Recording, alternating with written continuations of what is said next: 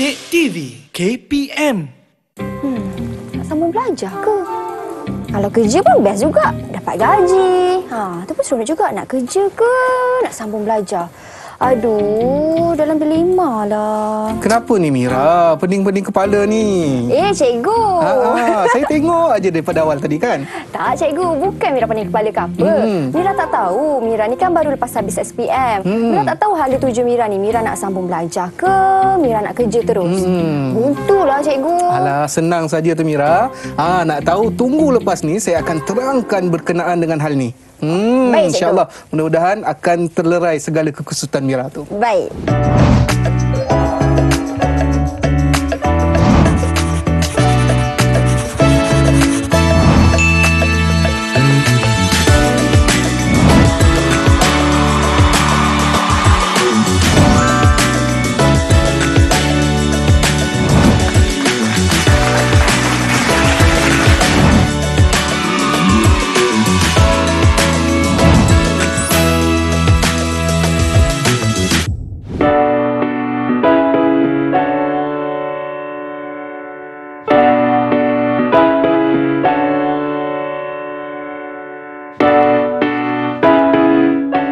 Assalamualaikum dan salam sejahtera kepada semua penonton yang sedang menonton di rumah sekarang. Seperti biasa, anda sedang menonton kaunseling di Didik TV KPM. Saya Syamira Nazir. Hari ini saya akan temani anda semua untuk kita orang kata belajar ataupun untuk kita tahu dengan lebih mendalam dengan topik pada hari ini iaitu hala tuju selepas SPM.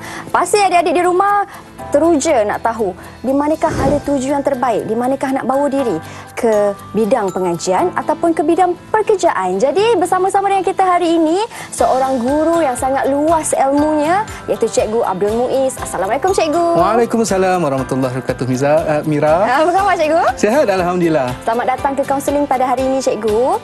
Baik, Cikgu Muiz. Kalau kita sebut tentang hala tuju selepas SPM ni kan, terutama sekali kepada semua calon lah yang sudah menduduki kertas peperiksaan sijil pelajaran Malaysia yang besar ni Cikgu.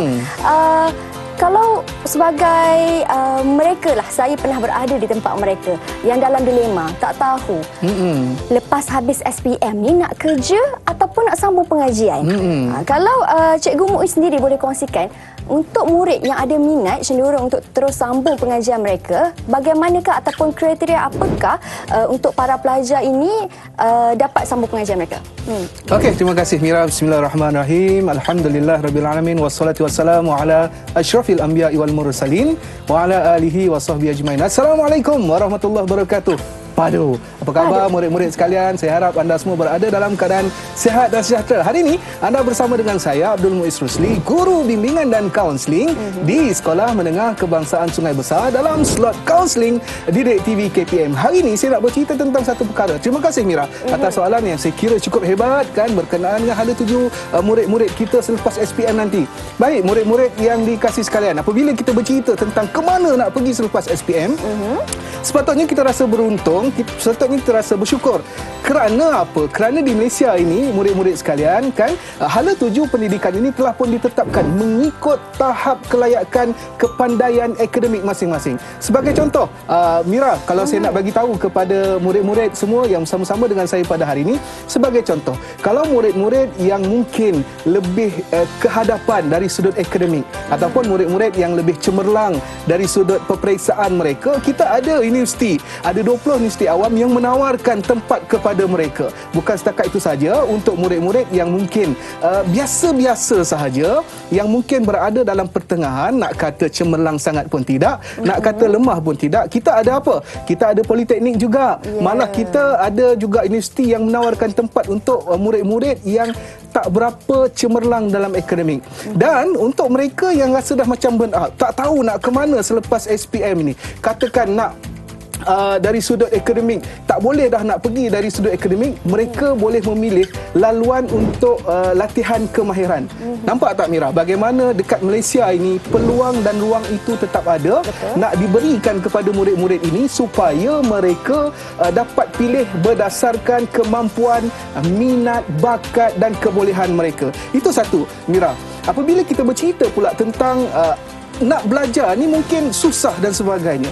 Sebenarnya saya nak bagi tahu kepada murid-murid sekalian, kalaulah anda tergolong dalam golongan yang mungkin kurang mampu, nampak tak? Kita ada bantuan pinjaman. Betul. Kita ada beasiswa untuk anak-anak asnaf, kita ada bantuan zakat.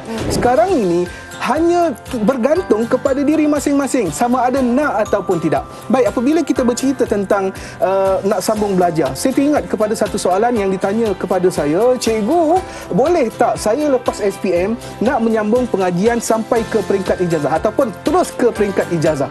Jawapan saya, tak boleh. Sebab apa?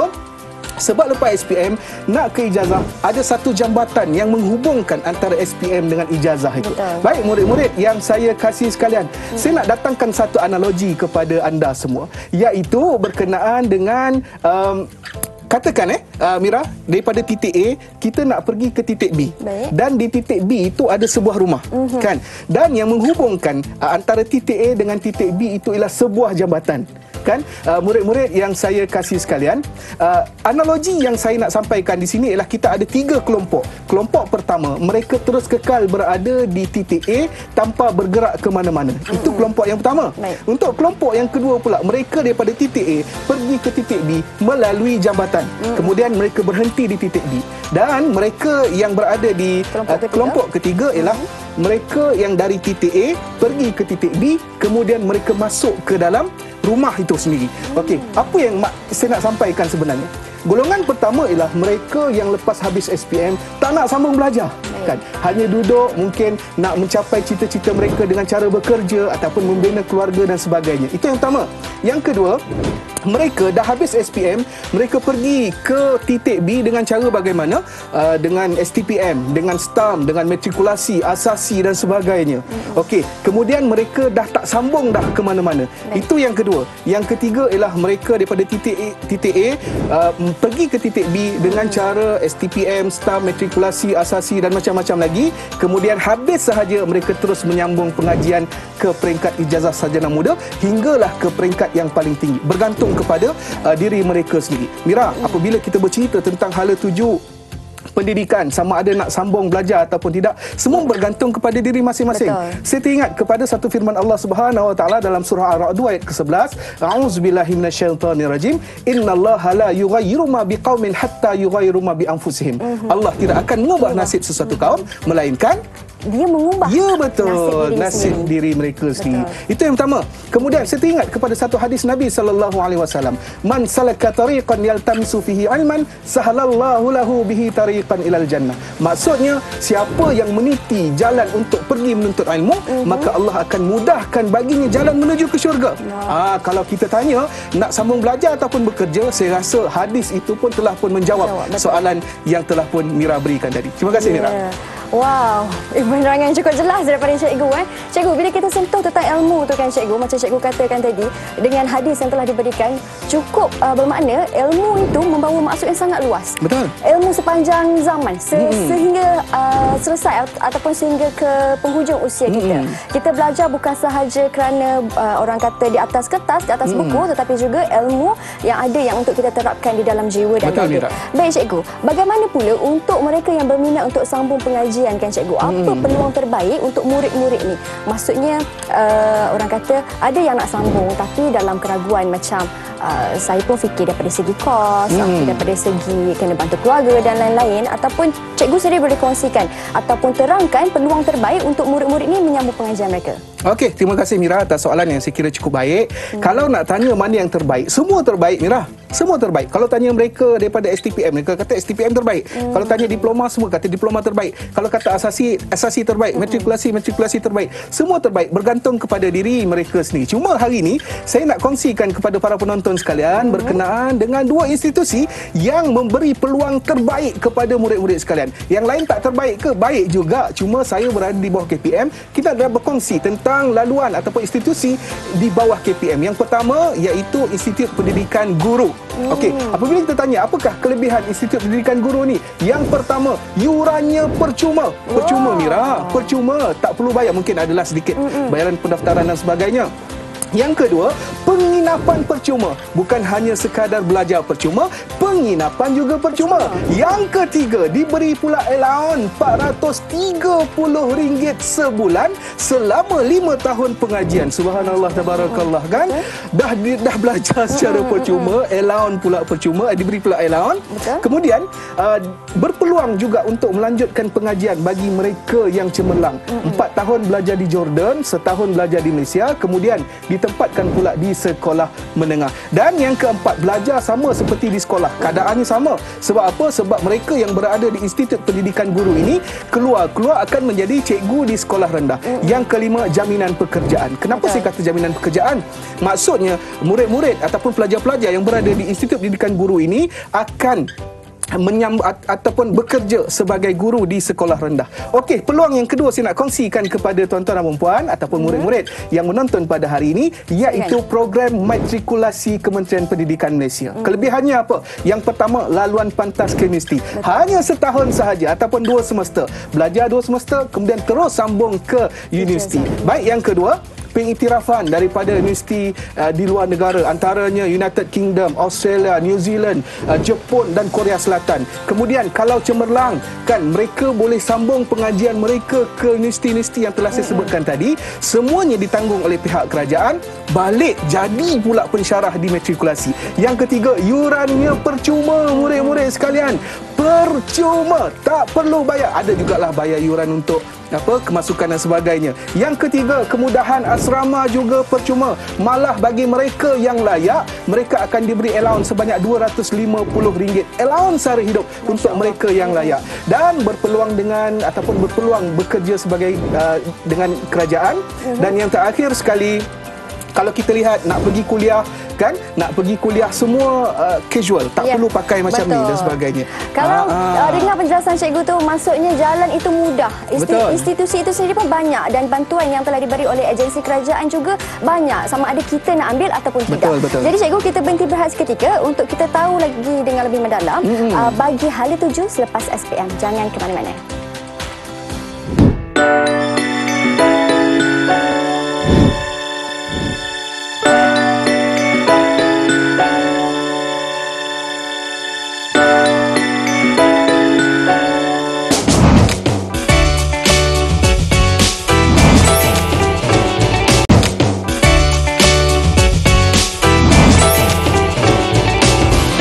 Kembali kita dalam kaunseling di Didik TV KPM, masih lagi dengan topik kita hala tuju selepas SPM, dan bersama dengan Cikgu Abdul Muiz. Padu, cikgu. Padu. Jadi cikgu dah terangkan sedikit tentang peluang untuk sambung belajar bagaimana, dan juga orang kata pemilihan untuk sambung ataupun nak pilih nak diploma ke, nak matrikulasi ke, nak asasi ke, semua cikgu dah terangkan. Dan kali ini saya nak tanya kepada cikgu sebagai murid lah. Mereka dalam usia 17 ke 18 tahun. Orang kata baru nak mencorakkan kehidupan mereka, terutama sekali dalam bidang kerjaya ataupun dalam bidang pendidikan. Boleh cikgu kongsikan bagaimana murid-murid ini ataupun apa yang perlu ada daripada mereka untuk mereka tetapkan misi dan visi dalam kehidupan seharian? Terima kasih Mira. Saya suka dengan soalan yang Mira berikan. Baik, apabila kita tanya murid kan berkenaan dengan pemilihan program di universiti, antara mereka menjawab apa dia? Saya ni tak tahu nak pilih apa, cikgu. Sebab apa Mira? Sebab mereka tidak ada cita-cita, mereka tak ada impian, mereka tak ada harapan, kan? Mereka tidak mengharapkan sesuatu untuk mengubah nasib diri mereka. Tuan-tuan dan puan-puan serta murid-murid yang saya kasih sekalian. Baik, kalau ditanya apakah perkara pertama yang paling penting untuk murid-murid memastikan mereka nak belajar ataupun nak sambung belajar, yang pertama ialah cita-cita. Murid-murid yang dikasih sekalian, sebab apa? Sebab cita-cita inilah yang akan membentuk jalan ke mana mereka nak pergi selepas ini. Sebab apa murid-murid sekalian? Baik, Mira, untuk kita memohon di UPU, dia ada 12 pilihan tau. 6 pilihan wajib, 12 pilihan maksimum. Maksudnya mereka kalau nak pilih boleh setakat pilih 6 sahaja, dan mereka boleh pilih sampai ke 12 pilihan. Masalah utamanya ialah bila pilihan pertama hingga ke 6 mereka pilih berdasarkan minat, berdasarkan kemahuan mereka. Tetapi bila pilihan ke-7 hingga ke-12 tu mereka main hentam saja. Masalah timbul ialah apabila mereka mendapat pilihan ke-12, waktu itu kursus ataupun program yang mereka tak minat langsung, yang mereka tak suka. Perkara ni pernah berlaku kepada murid saya, Mira. Kan waktu itu dia memilih diploma IT di Politeknik di Kuching. Kan dia pun jumpa saya, cikgu, saya dapat pergi ke Kuching, saya tak nak pergi dan sebagainya. Kenapa kau pilih? Saya hentam je cikgu, tak sangka pula pilihan ke-12 itu diterima. Dan akhirnya terpaksalah dia pergi ke Kuching, kan. Mujur nak dikatakan rezeki, dia dapat selepas 1 ataupun 2 sem dia dapat balik ke Semenanjung dan dapat berada di Politeknik berhampiran dengan rumah dia. Okey. Masalah timbul lagi ialah apabila dia sebenarnya tak minat pun diploma IT tu. Akhirnya apa yang berlaku? Bila dia nak sambung ke peringkat ijazah, dia tak tahu, saya nak pilih apa cikgu? Saya nak pilih apa? Sebab apa? Sebab minat itulah yang kata apa, menghalang dia untuk menyambung pengajian. Dia minat lain, tapi bila dia dapat lain, kerana kalau dikatakan, oh aku ni tak dapat sambung belajar, orang lain dapat masuk universiti dan sebagainya, jadi aku ambil ajalah mana sapu yang sapu sajalah kan. Mana yang aku dapat.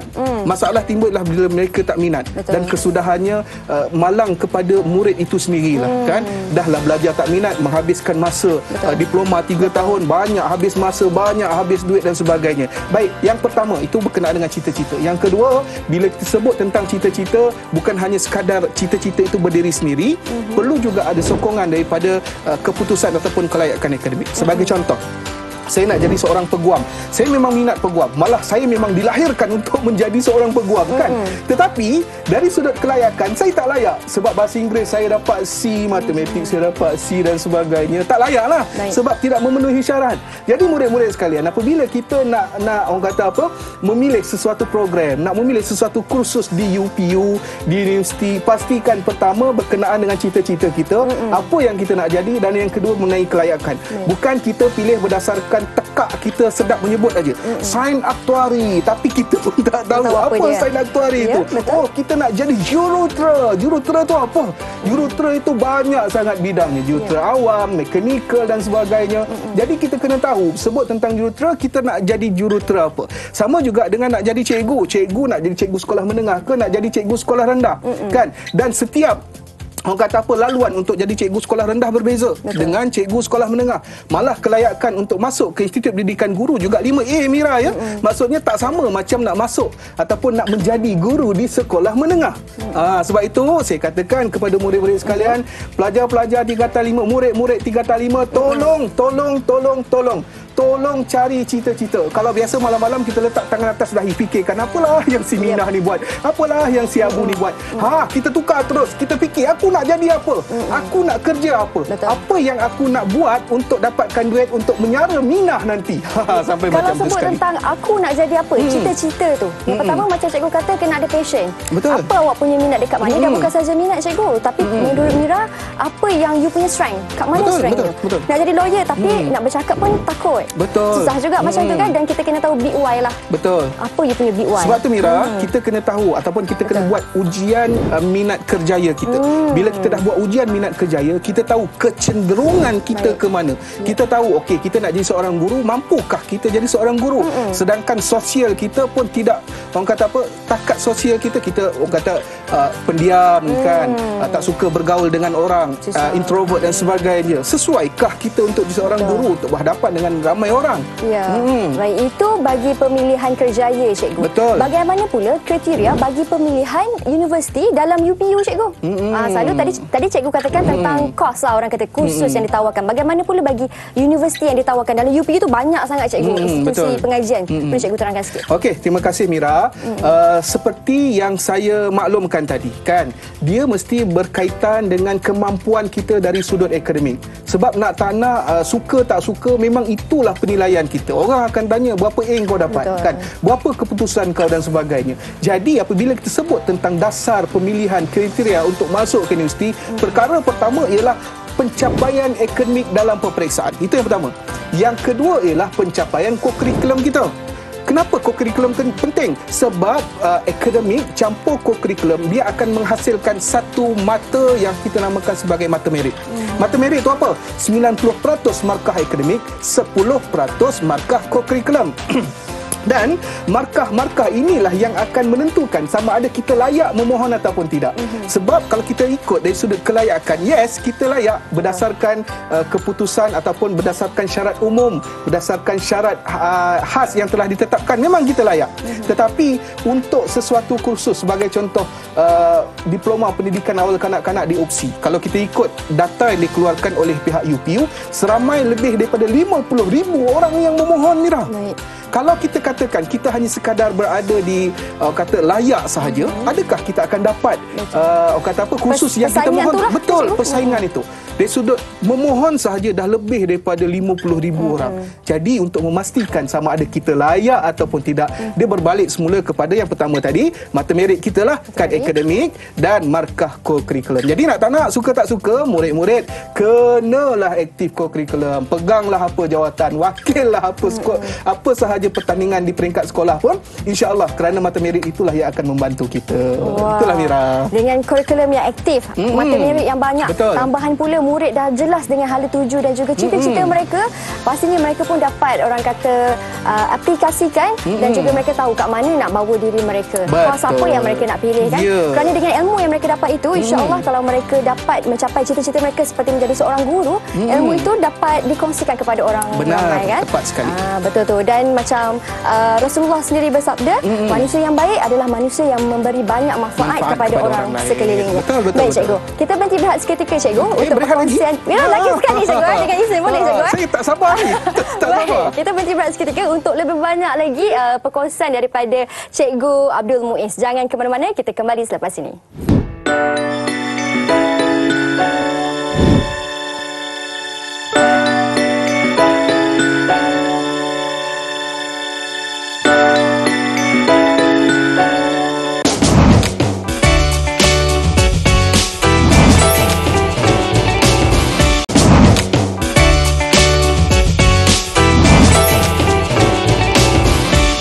Kembali kita di dalam kaunseling Didik TV KPM, masih lagi bersama dengan Cikgu Abdul Muiz tentang hala tuju selepas SPM.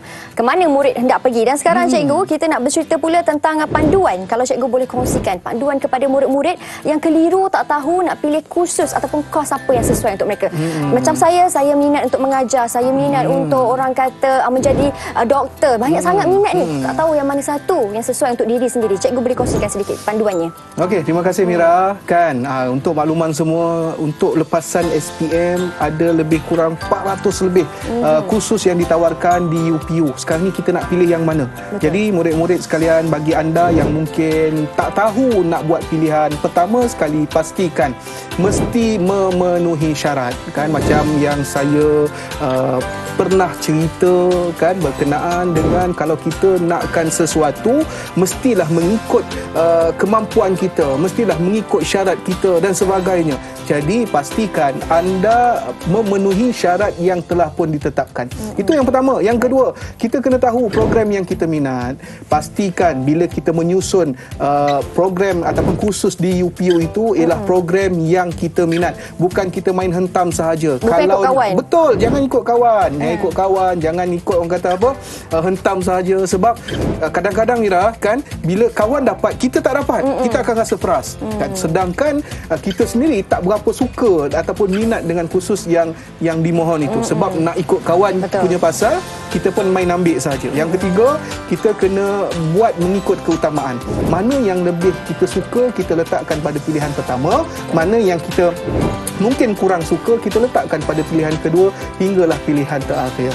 Jangan kita main hentam sahaja, kita takut nanti apa yang berlaku kan, kita dapat pada pilihan yang ke-12, nak orang kata apa, tak dapat masuk universiti punya pasal, kita pun main sapu aja kan, daripada orang kata kau tak masuk universiti ke kan. Baik, yang keempat kan, kalau kita dah tak tahu sangat, tolonglah rujuk kaunselor, tolonglah rujuk guru bimbingan dan kaunseling, kerana kita ada inventory minat kerjaya. Mudah-mudahan bila kita buat inventory minat kerjaya, kita tahu kecenderungan kita ke arah mana. Gitu Mira. Baik Cikgu, penjelasan yang cukup jelas, diharap menjawablah persoalan yang mungkin bermain di minda murid-murid ataupun adik-adik yang sedang menonton di rumah sekarang. Dah habis ke Mira? Kita dah nak sampai penghujung dah sebenarnya cikgu. Sekejap Topik ni je. sebenarnya dekat dengan jiwa saya sebab Betul. saya pun merupakan antara mereka yang pernah lalui momen-momen ini. Memilih universiti awam di UPU, tertanya-tanya kos apa, khusus apa yang sesuai untuk diri sendiri. Sedikit orang kata tips lah dari Mira, kalau Mira boleh kongsikan kepada adik-adik semua. Kita kena letak macam cikgu katakan tadi, visi, misi, cita-cita kena jelas. Kalau saya ambil kursus ni, selepas ini lagi berapa tahun saya nak buat apa, nak buat apa. Sentiasa ada orang kata fokus tu lah cikgu. Betul. Baik, terima kasih banyak-banyak cikgu atas perkongsian pada hari ini. Sangat orang kata memberi manfaat lah kepada semua yang menonton. Jadi kepada adik-adik semua, selamat maju jaya. Diharapkan pilihan ataupun kursus yang adik-adik ambil dapat memberi manfaat yang besar bukan sahaja kepada diri sendiri, keluarga dan semualah secara umumnya, kepada negara dan juga bangsa agama. Baik, terima kasih banyak cikgu Abdul Muiz. Kita jumpa lagi di episod akan datang. Assalamualaikum dan salam sejahtera semua. Bye. Padu.